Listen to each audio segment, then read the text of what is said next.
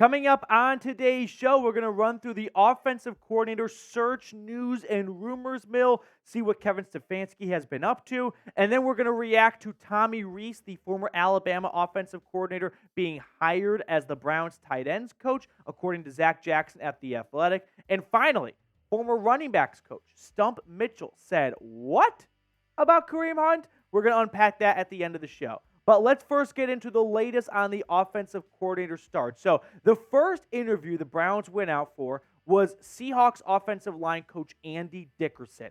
And then a few days later, they talked to former Buffalo Bills offensive coordinator Ken Dorsey, who was let go of his duties midway through the season, and Buffalo's offense was much better after that.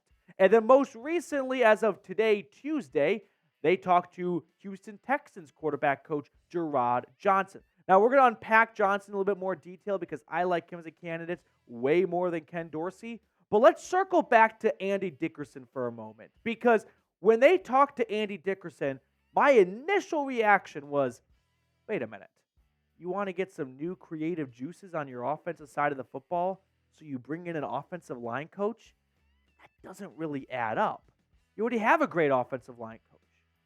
Or maybe you don't, right? Because Brian Callahan, the Cincinnati Bengals offensive coordinator, was just hired as the Tennessee Titans head coach. And it didn't take a rocket scientist to connect the dots that Bill Callahan, his father, might follow his son down to Nashville and join Brian's staff as an offensive coordinator, an offensive line coach.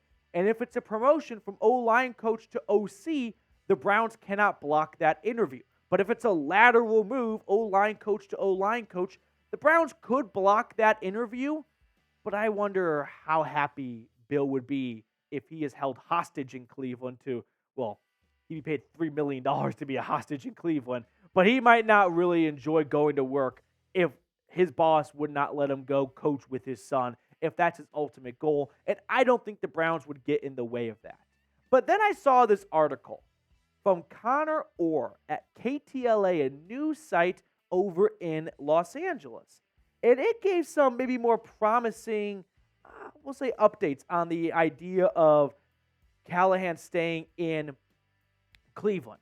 While it would be cool to reunite Callahan with his father, Bill, the Browns' offensive line coach, it doesn't sound like that is going to happen.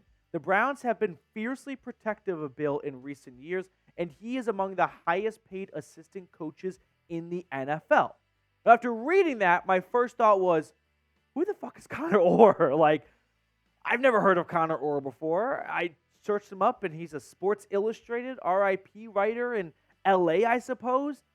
What does Connor Orr know about Bill and Brian Callahan? Like, I'm not saying he's right or wrong, but I don't know if that's Connor Orr speaking from a place of he's got a source in Berea, or if that's Connor Orr going, the Browns just don't want to lose Bill. Well, I mean, pardon my French, but no shit, Sherlock. Of course they don't want to lose Bill, but that might not be something in their control. So I saw that, and I want to look into it through a half-glass full type of way, but unless Connor Orr's got some source, and his source is Bill Callahan, I don't know how confident I am that a Sports Illustrated writer from LA has the scoop on what's going on in Cleveland.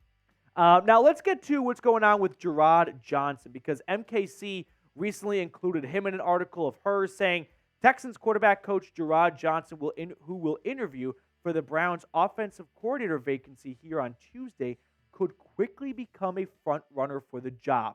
He's already been strongly endorsed by Deshaun Watson's friend and Texans rookie quarterback C.J. Stroud, and Watson's longtime personal quarterbacks coach Quincy Avery.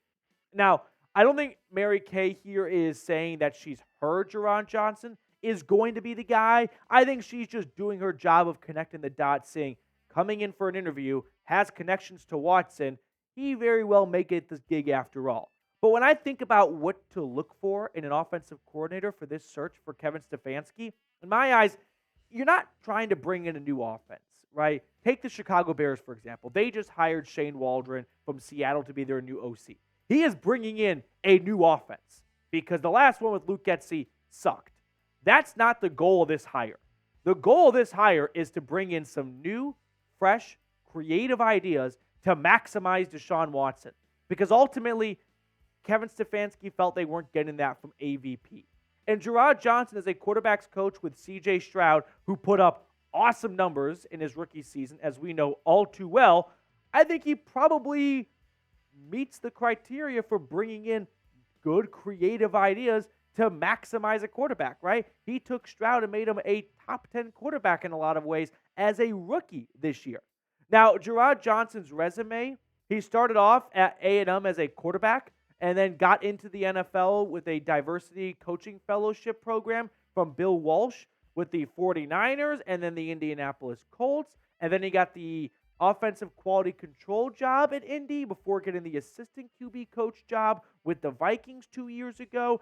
And then this past season, his first year as the Houston Texans quarterback coach. I could rally around a Johnson hire, right? Again, we're not looking to hire an OC to come in here and bring a new offense in. I just want to get smart football minds into Berea because 2024 is a big season for the Browns, right? Kevin Stefanski and Andrew Berry would enter their third season with Deshaun Watson. They would have to show Jimmy Haslam some improvements from the first 2 years out of number 4. And so that means bringing in just the best football minds you can get your hands on. Let's do it. Now, before we get on to the rest of today's show, make sure you turn on your notifications, by the way, because it could be any day now. The Browns announced their next offensive coordinator, and you want to get that noti on your phone, right? You want to get that Browns Report notification. So join our noti gang. We are over 4,100 strong, and let's see if anyone can beat Ty Man the Buckeye to being the first one to comment on a video. Now, another name to keep an eye on here, this one comes in from Diana Rossini.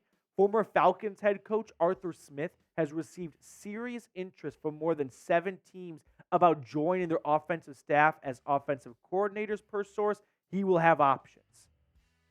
7 teams.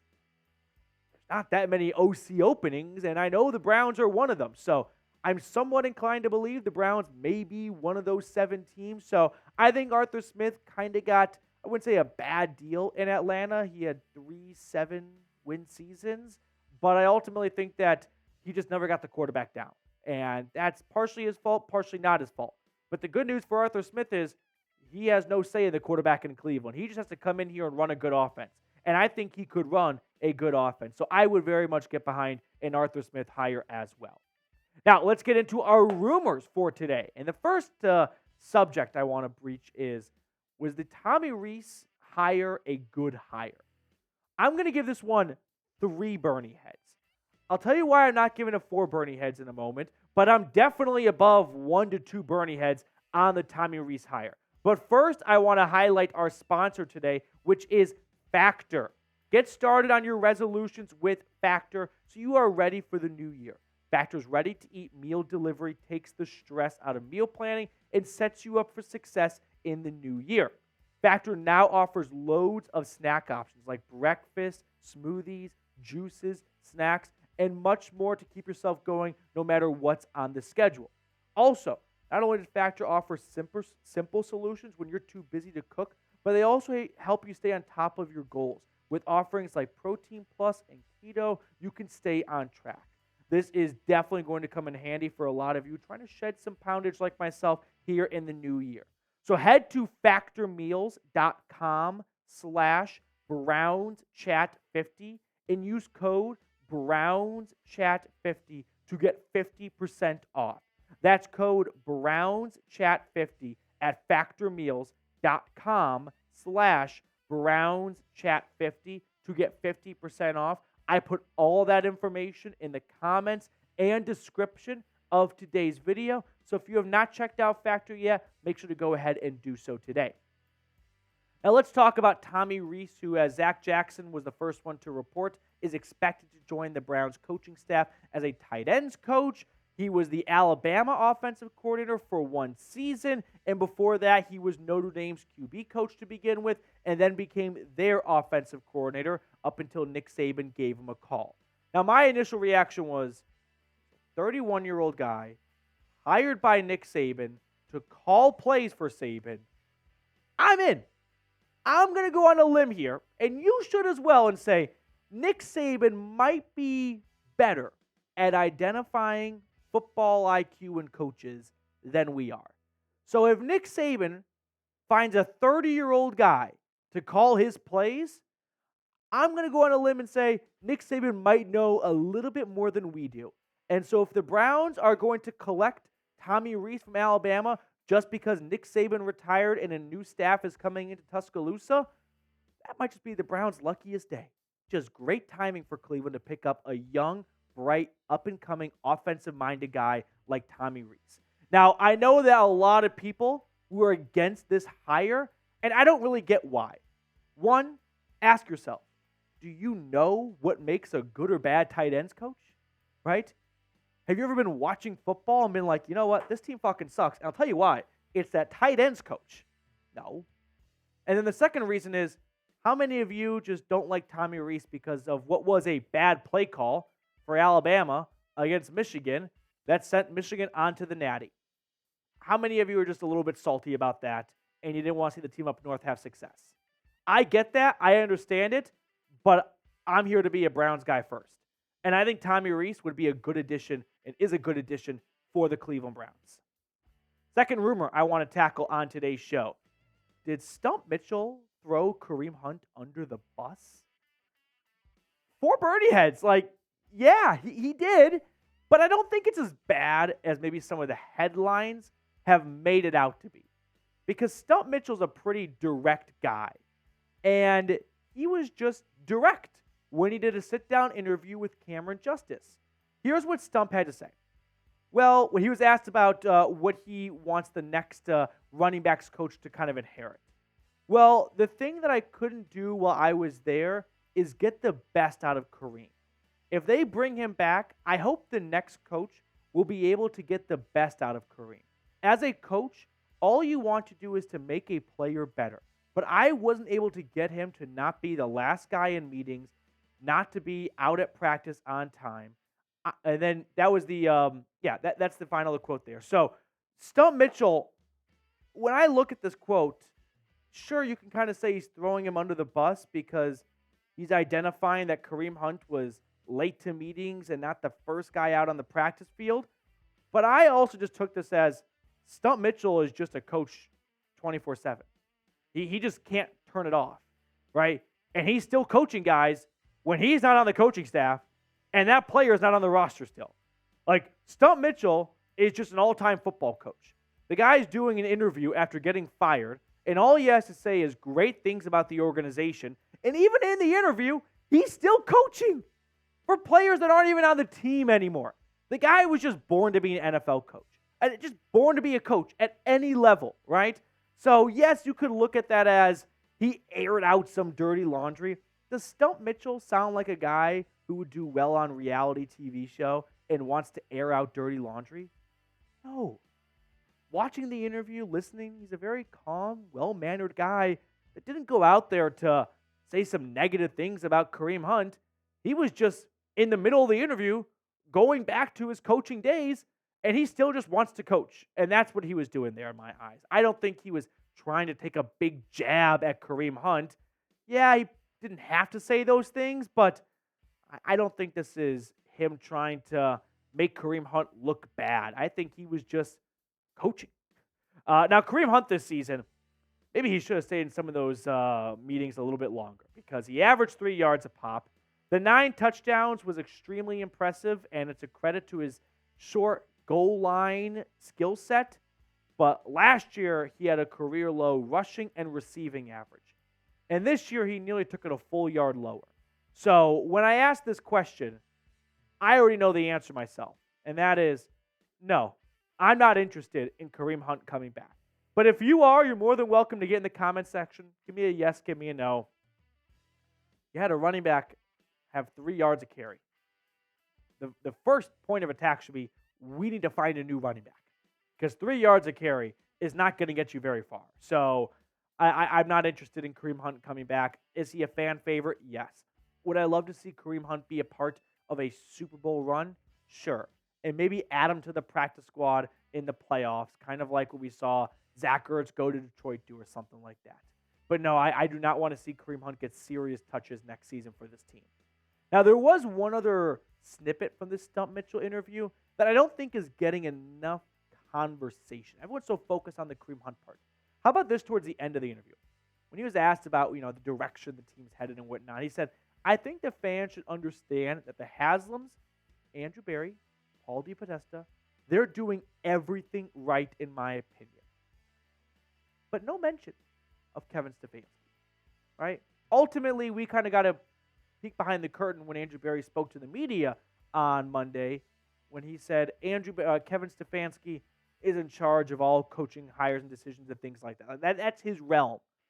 And so this was a Stefanski decision to move on from Stump Mitchell, in my opinion. And I don't blame Stump for maybe having a little bit of a grudge against Kevin. He said that there's no bad blood whatsoever against the Browns, and he even caught himself accidentally saying we instead of the Browns as if he was still a part of the team. But he is rooting for the Browns, and he said unless I'm on some other team, I want the best for the Browns. Like, he had nothing but good things to say about Cleveland and the Browns altogether. But I did find that kind of interesting that he didn't mention Kevin Stefanski at the end there. Maybe I'm making something out of nothing, but just something to note. That's all. All right, now let's pick a card to wrap up the show. We got producer Trace hanging out with us on our live show today. Trace, what are you feeling? I am liking the 7 of clubs. 7 of clubs?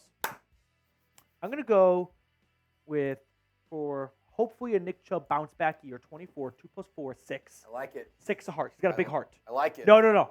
He's Batman. Spade. I love Batman it. would be a big spade guy. I liked that one. I love spades. 6 of spades. All right, one more cut. We ready? What'd you pick? I picked 7 of clubs. Not even close. King of spades. King of spades. All right. That's going to do it for us on our episode today. Thank you guys for taking time out of your day to tune into another Cleveland Browns report. Always greatly appreciated. We'll catch you later.